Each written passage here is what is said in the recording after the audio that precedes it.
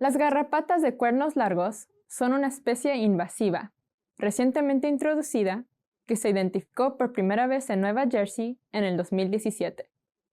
Desde entonces, se han encontrado en otras zonas del este de los Estados Unidos, incluidos en 16 condados de Pensilvania. La distribución irregular de las observaciones hace pensar que, probablemente con mayores esfuerzos de búsqueda, se encuentren también en otras áreas del estado. Las garrapatas asiáticas de cuernos largos se alimentan preferentemente de animales ungulados, como venados, vacas, caballos y cabras. Las infestaciones en estos animales pueden ser extremadamente altas, hasta el punto de causarles daños físicos y provocarles infecciones secundarias.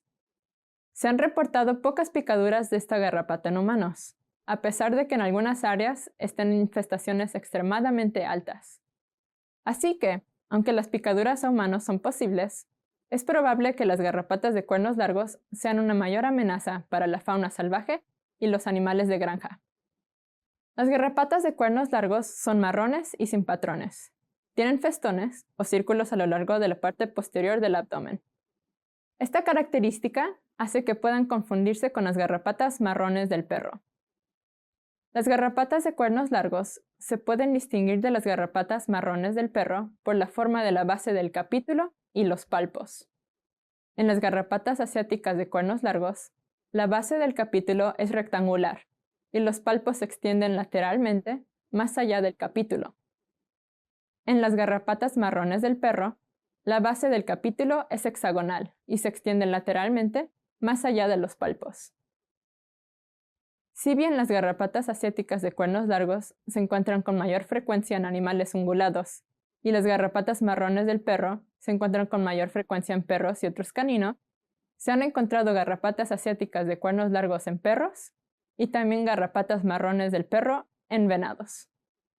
Por lo tanto, saber cuál es el huésped puede ayudar con la identificación, pero no es definitivo. En Pensilvania se pueden encontrar otras dos especies de Hemaphysalis, incluida la garrapata del conejo, Hemaphysalis leporispalustris. La garrapata del conejo se encuentra casi exclusivamente en conejos, pero ocasionalmente puede encontrarse en otros huéspedes como los perros.